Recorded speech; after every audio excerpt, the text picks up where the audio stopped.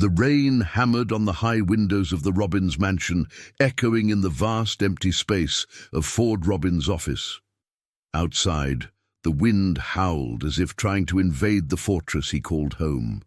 Inside, the silence was oppressive, punctuated only by the sound of a solid wooden clock marking every second he spent analyzing endless spreadsheets. Ford, at 42, was a picture of success. His tie was perfectly aligned, his Italian suit impeccable, and the shine of his shoes reflected off the soft light of the lamp. Sitting in a black leather chair, he looked more like a statue than a man, his cold eyes fixed on his laptop screen. He had achieved everything, a fortune worth billions, an unshakable reputation in the business world, and the certainty that he could bend fate to his will. But that night, something was bothering him. On the wall behind him, there were shelves full of books that were never opened. They were part of his decor, a symbol of sophistication.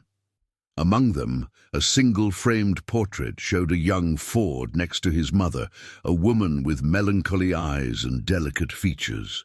The photo was a reminder of the past that he avoided at all costs. Ford closed the laptop with a dry motion and stood up. He walked over to the window, watching the raindrops trickle down the glass.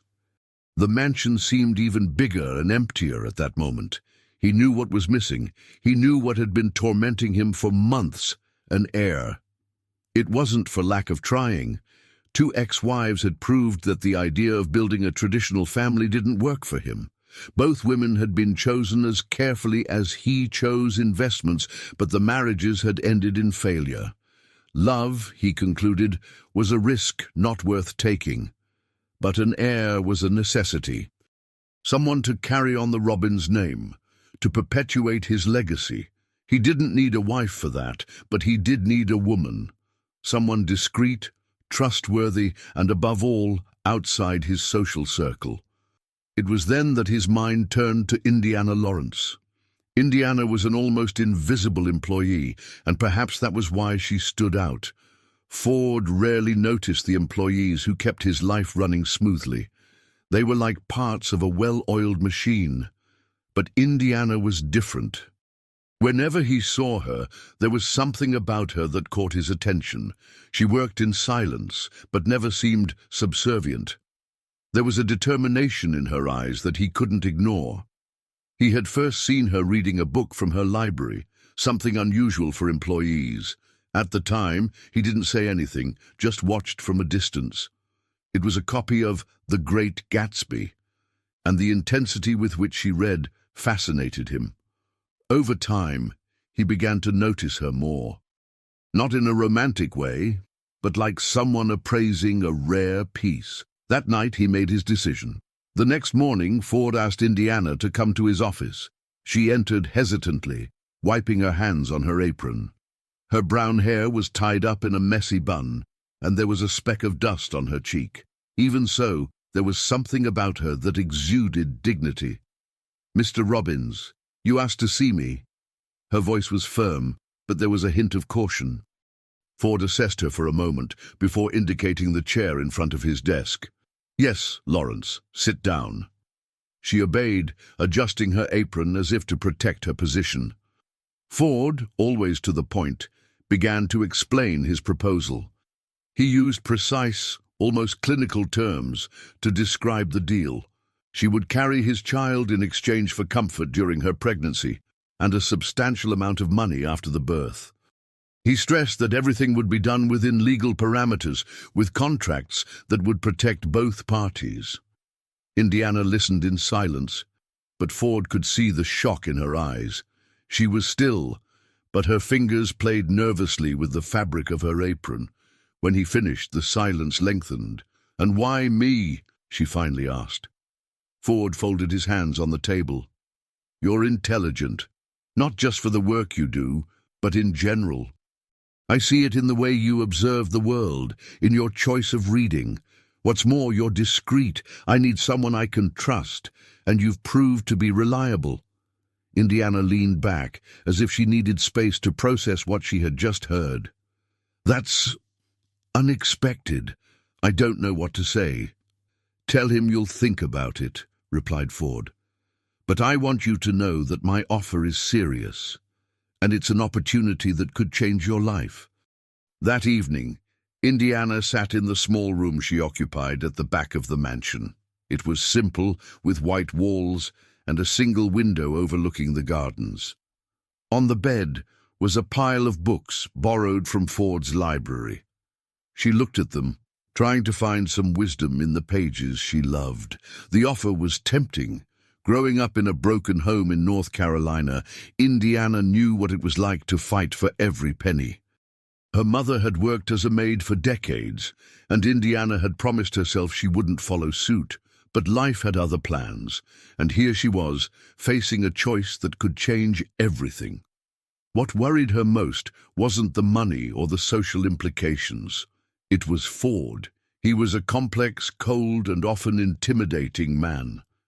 The idea of carrying the child of someone so emotionally distant seemed wrong, but at the same time, there was something about him that intrigued her.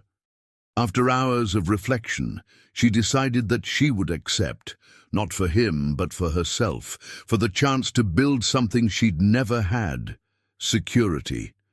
When Indiana entered the office the next day, Ford was waiting for her with the contract ready. She signed it with trembling hands, feeling that she had crossed an invisible line that would change her life forever. The first few weeks after the agreement were marked by a strange calm. Indiana was transferred to a special wing of the Robbins mansion, a space that looked like it had come out of the pages of a design magazine. The room was large, with floor-to-ceiling windows that offered a breathtaking view of the gardens. The bed was so big that it seemed to swallow you up when you lay down. Everything about it screamed luxury, but also isolation. Ford, for his part, kept his usual distance. He treated everything as a transaction, sending occasional messages via his assistant to confirm that Indiana was being well looked after. She received regular medical visits, meals prepared by a private chef, and even new clothes delivered weekly.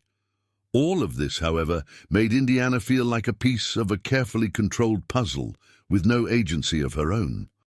It wasn't until the 12th week of her pregnancy that the cold, formal relationship between the two of them began to change, or at least become more complicated.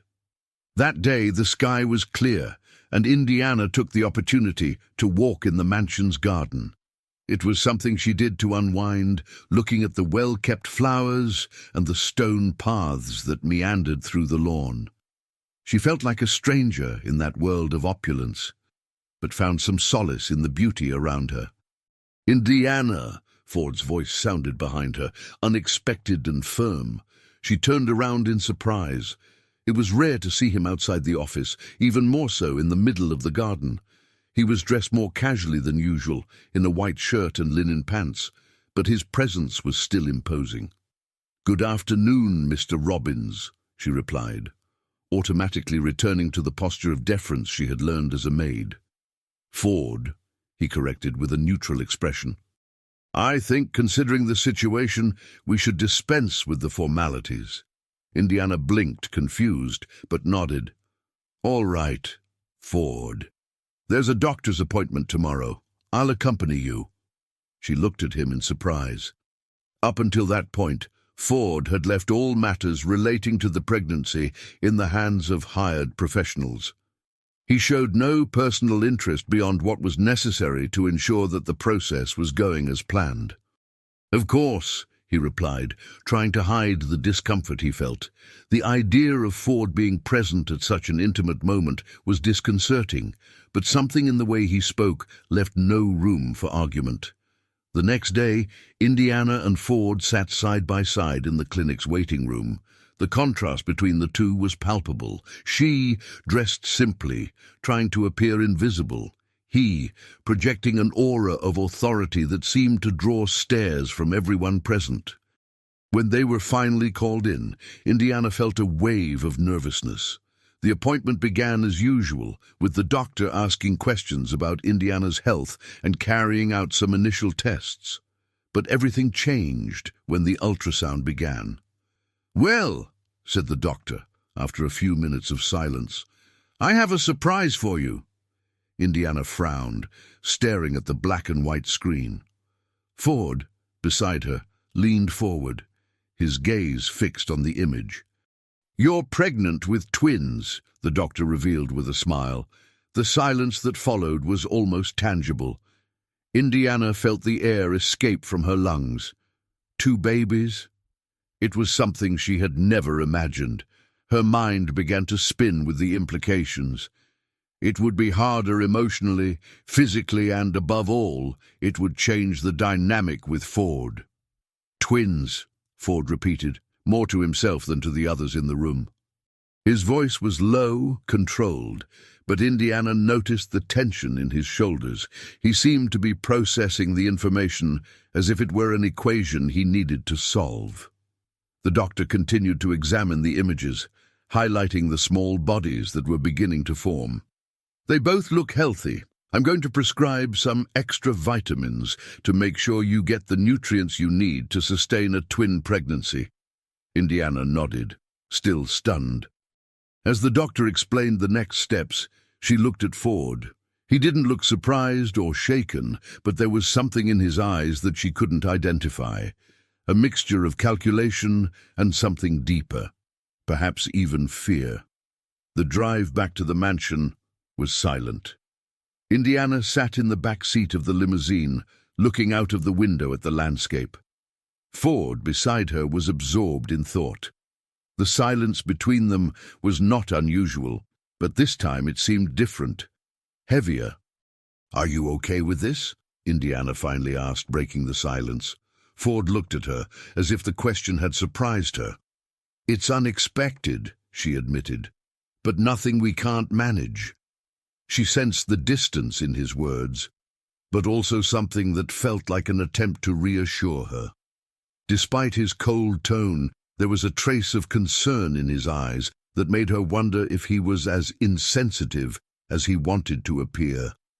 Over the next few days, the discovery of the twins began to change the dynamic between them. Ford became more present, accompanying Indiana to more doctor's appointments and even asking her how she was feeling. He began to make small gestures that, although discreet, did not go unnoticed. One night, he sent a set of special pillows to help Indiana sleep better. On another occasion, he asked the chef to prepare specific dishes to meet the new medical recommendations. Indiana, for her part, felt increasingly confused. She knew that Ford didn't do anything without a reason, but she also couldn't ignore the unexpected kindness he was beginning to show. The cold, calculating man she had known seemed to be changing, although she didn't know if it was a real transformation or just a strategy. The weeks that followed the discovery of the twins brought subtle but marked changes to Indiana's routine. The mansion, which had once seemed like a cold, empty castle, began to transform into something a little less hostile. Ford was still distant in many ways, but his presence began to be more frequent and, at times, even welcoming. He accompanied her to appointments, asked questions about her health, and occasionally showed gestures of care that seemed to contradict his controlling nature. But Indiana couldn't shake the feeling that something was wrong. At night, alone in her room, the nightmares began to manifest themselves. On one such night, Indiana woke up panting, her heart pounding in her chest. She had dreamt of an indistinct figure, a shadow with glowing eyes that seemed to watch her as she held her babies. The shadow's gaze wasn't just frightening, it was full of a kind of judgment that made her feel exposed and powerless. When she woke up, the feeling that she was being watched persisted. She tried to ignore the dreams, attributing them to the natural anxiety of pregnancy and the strain of living under the same roof as Ford Robbins, a man who always seemed to carry the weight of immeasurable secrets. But the dreams continued, increasingly vivid and disturbing. One morning, while she was having breakfast in the garden, Ford suddenly appeared. He was carrying a tablet in one hand and a cup of coffee in the other. Indiana was drawing on a sketch pad, something that had become a relief to her restless nights. "Shouldn't you be resting?" he asked, his tone more curious than critical. Indiana looked up and met Ford's penetrating gaze. He seemed genuinely interested, a change from his usual formality. "I haven't been able to sleep properly lately," he admitted hesitantly. "I've been having nightmares." "Nightmares?" Ford frowned, pulling up a chair to sit at the table. "Oh, what's it about?" She was reluctant, but eventually shared. She told him about the shadowy figure and the constant feeling of being watched. As she spoke, Ford kept his gaze fixed on her, as if trying to decipher her. "It's probably just my mind playing tricks on me," she said, trying to ease the tension. "These things happen in pregnancy, don't they?" Ford didn't answer immediately. He seemed lost in thought, something Indiana was beginning to recognize as a habit of his. Finally, he said, "Maybe, but you're under a lot of stress. It's natural for it to affect your sleep." Indiana was surprised by the concern implicit in his words. Before she could reply, Ford stood up and said, "I'll ask the doctor to recommend something that will help you relax. It's not good for you or the babies to lose so much sleep." Ford's concern began to manifest itself in more concrete ways. He arranged massage sessions for Indiana, sent a therapist to help her deal with her anxiety, and even installed a more robust security system in the mansion, as if her nightmares could be countered with cameras and alarms.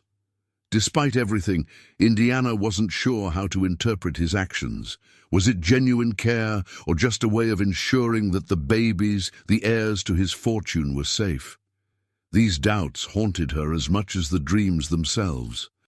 One night during a storm, Indiana woke up again, but this time it wasn't because of a nightmare. It was the sound of something or someone in the hallway. Her heart raced as she stared at the ajar door. She was sure she had seen a shadow pass by. Holding her breath, she slowly stood up and opened the door. The hallway was dark, lit only by a dim light coming from a lamp at the end of the corridor. She took a hesitant step outside, feeling the cold of the marble floor under her bare feet. "Is anyone there?" she asked, her voice trembling. There was no reply. As she made her way down the corridor, she heard the sound of a door closing. It was the library. Indiana hesitated. She knew that Ford spent hours there, but the idea that he might be wandering around the house in the middle of the night made her uneasy. She decided to check. When she opened the library door, she found Ford sitting in an armchair, a glass of whiskey in his hand, and his gaze lost in an open book on the table. He seemed surprised to see her. "Indiana," he said, placing the glass on the table, "what are you doing up at this hour?" "I heard something," she replied, feeling a bit foolish for being there. "I thought it might be you." Ford gestured for her to come in. "Have a seat. I don't think either of us has been sleeping very well lately." She obeyed, taking a seat opposite. The room was cozy, with shelves of books covering the walls and a fireplace that warmed the space. Indiana looked at Ford's glass of whiskey and asked, "Does that help?" Ford let out a short, almost bitter laugh. "Not as I'd like. But it's an old family tradition fighting demons with good whiskey." Indiana arched an eyebrow. "Do you have demons?" Ford looked at her for a long moment before answering. "Everyone does, Indiana. The difference is that some of us learn to hide it better than others." The conversation that night marked a turning point. Although there was still an invisible barrier between them, Ford began to share little snippets of his life. He talked about the pressure of growing up in a family where love was conditional, where every move was evaluated as an investment. Indiana, for her part, began to let her guard down, allowing herself to see Ford as more than just the cold, calculating man she had known. The nightmares continued, but with less intensity. And somehow, the nightly conversations in the library began to become a refuge for both of them.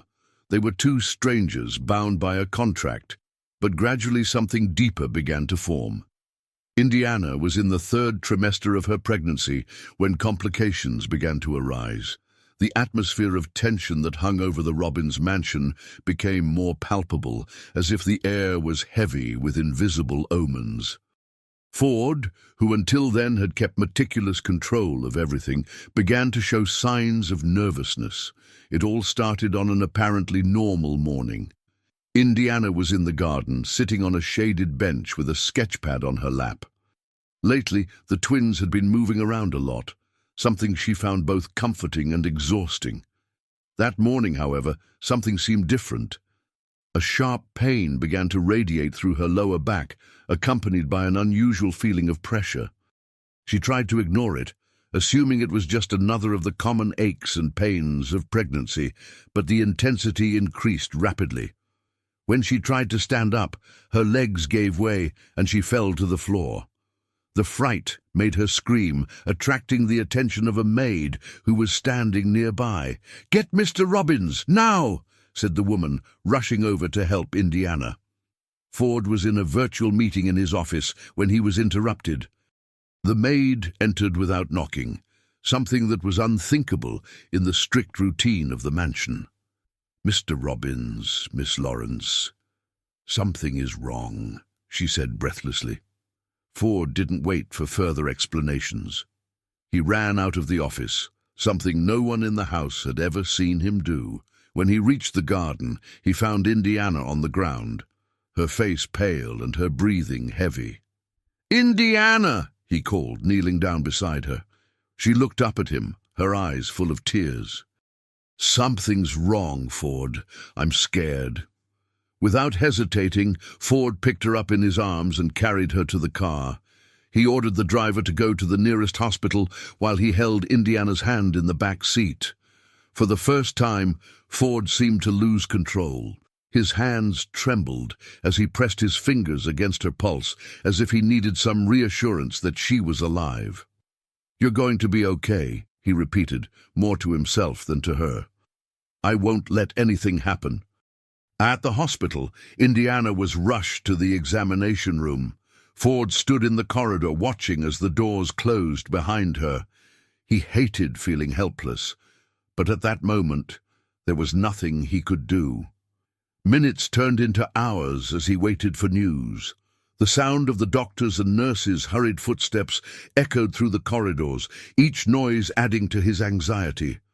Finally, a doctor approached. He seemed calm, but Ford could see the gravity in his eyes. "Mr. Robbins, the twins are fine for now, but Miss Lawrence is suffering from preeclampsia. It's a dangerous condition that can endanger the lives of both mother and babies if left untreated." Ford felt as if the ground was opening up under his feet. "What needs to be done?" he asked, his voice firm but fraught with tension. "She'll need absolute rest and constant monitoring," the doctor explained, "and we'll need to induce labor earlier than planned to ensure the safety of her and the babies." Ford returned to the room where Indiana lay, connected to monitors that recorded every beat of her and the baby's hearts. She looked exhausted, but she was awake. When she saw him, she tried to smile, but couldn't hide the fear in her eyes. "What did they say?" she asked, her voice weak. Ford sat down next to her and held her hand. "You need to rest. They're going to look after you, and I'm going to make sure everything's okay." Indiana looked at him, surprised by the intensity in his voice. It was the first time she had seen Ford so vulnerable. For a moment, she thought how different he seemed from when they first met, more human, more real. "I don't want to do this alone," she whispered, and the words seemed to hit Ford like a blade. "You're not alone," he replied, squeezing her hand. "I'm here." The next few days were an emotional roller coaster. Indiana was transferred to a special suite in the hospital where she was closely monitored. Ford spent most of his time by her side, answering work emails on a laptop and only leaving for absolutely essential meetings. One night, while Indiana slept, Ford walked the corridors of the hospital. He was tired, both physically and emotionally. He stopped in front of a window and looked out at the city, the lights shining like a sea of stars. For the first time in years, he felt completely vulnerable. He who had always controlled every aspect of his life now found himself at the mercy of something he couldn't predict or manipulate. He thought of his mother, how she too had suffered in silence for most of her life. He thought of how he had vowed never to allow his emotions to make him weak. But now, looking at Indiana and the babies she was carrying, he realized that weakness and strength were not as opposite as he had imagined. When the day of delivery arrived, Ford was by Indiana's side as she was prepared for the emergency cesarean section.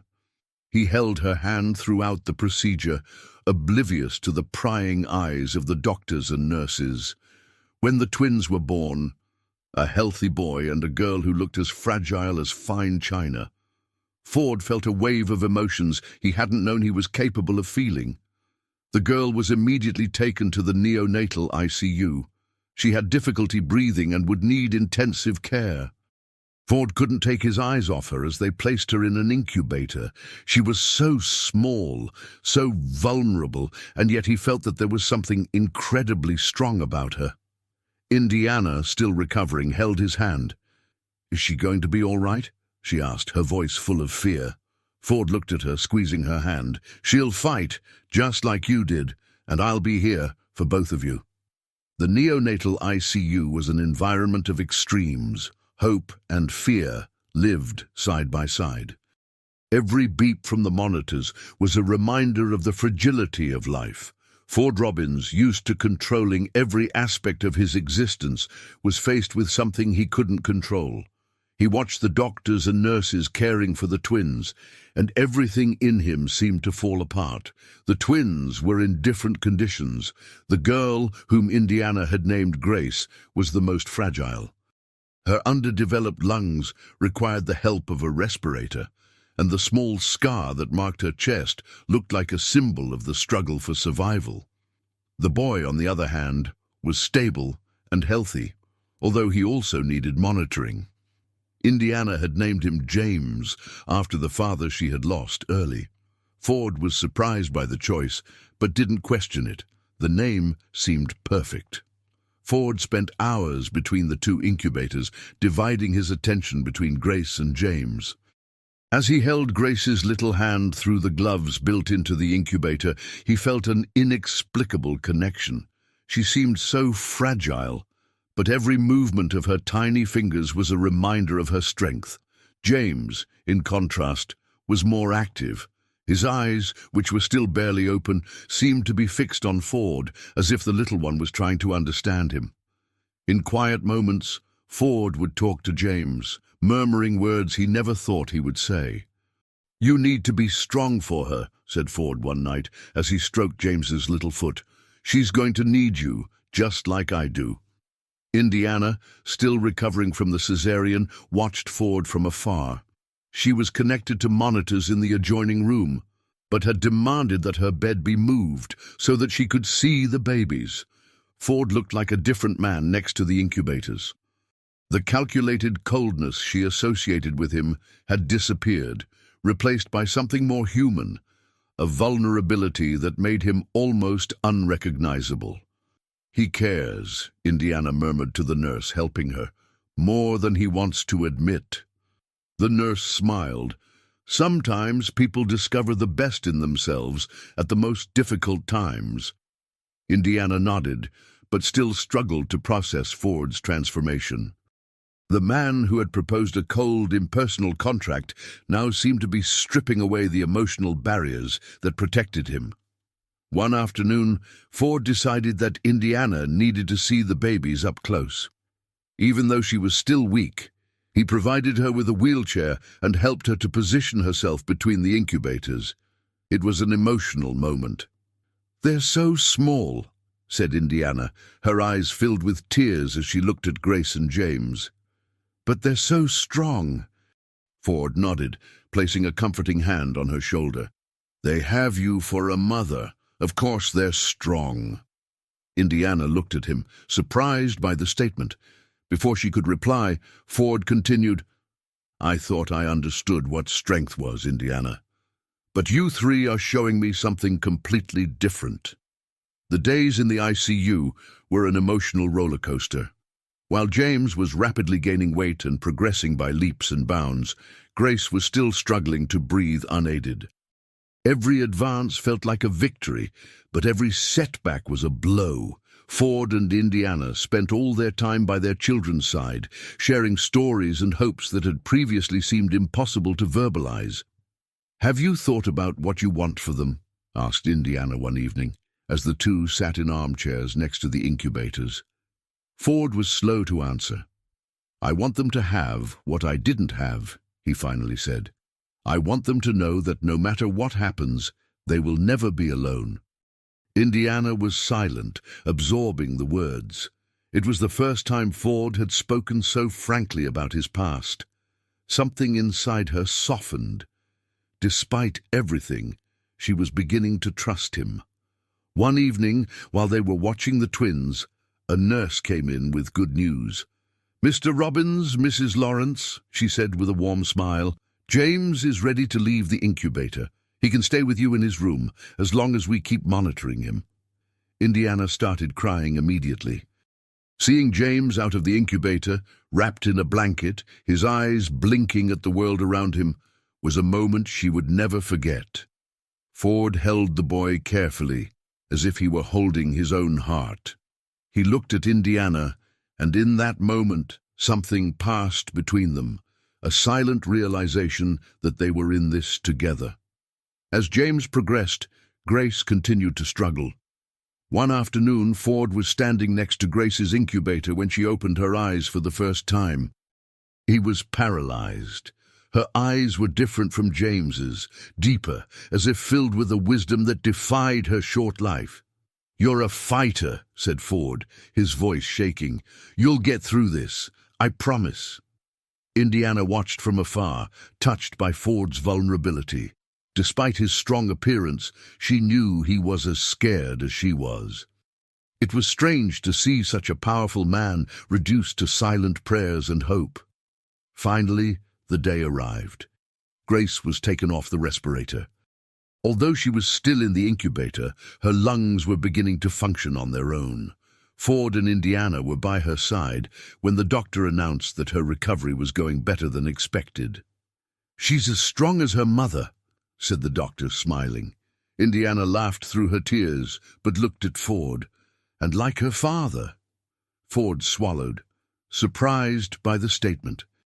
He had never thought of himself as a father, but at that moment he realized that he wanted to be more than just a provider.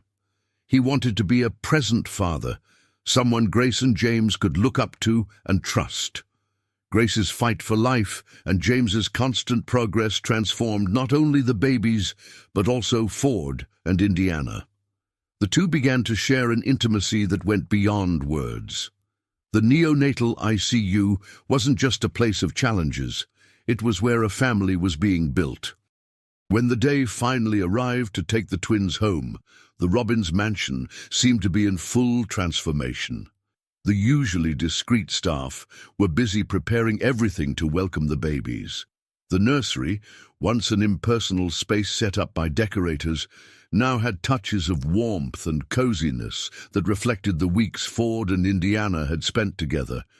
Pictures of ultrasounds and small hand-picked toys adorned the room. Ford was especially meticulous. He had insisted on personally testing all the equipment, from baby monitors to respiratory monitors. While he took care of the practical preparations, Indiana concentrated on making sure the space was welcoming. She spent hours organizing clothes, children's books, and decorating the nursery with paintings she had made herself. The arrival of the twins was a moment of excitement and nervousness. James, who was increasingly alert and curious, seemed to explore everything with his big, attentive eyes. Grace, who was even more delicate, remained calm on Indiana or Ford's lap, as if she knew she was safe. The medical team who had followed the case gave detailed instructions on how to care for Grace, who still needed monitoring, and Ford absorbed every detail with the concentration of someone closing a big deal. "We'll take care of her together," said Indiana, as she held Grace. "And James, too. They need both of us." Ford looked at her, realizing the weight of the words. "They have you," he replied, "and I'm learning to be someone they can have too." The first few weeks at home were challenging. The twins had completely different rhythms. James was more energetic and required constant attention, while Grace needed gentle care and continuous vigilance. Indiana, although tired, showed a patience that Ford deeply admired. He, on the other hand, was determined to be more than a spectator. One night, while Indiana was asleep, Ford decided to try and look after them both at the same time. James was agitated, crying loudly, while Grace made little sounds of discomfort in her crib. He took James on his lap, trying to calm him down with gentle movements, and then sat down next to Grace, holding her little hand. "I'm not good at this," he admitted quietly, "but I'll get better. I promise you both." Indiana woke up and stood in the doorway, watching the scene. Ford, who had once seemed so disconnected, had now become someone who tried, who made mistakes, but who was present. She approached him and put her hand on his shoulder. "You're doing a good job, Ford," she said, smiling. "They know that." As the months passed, Grace began to show signs of significant improvement. Although she was still more fragile than James, her personality began to shine through. She had a smile that lit up the room, something Ford said was a reflection of Indiana. James, on the other hand, was adventurous and curious, always trying to grab objects or move more than his age allowed.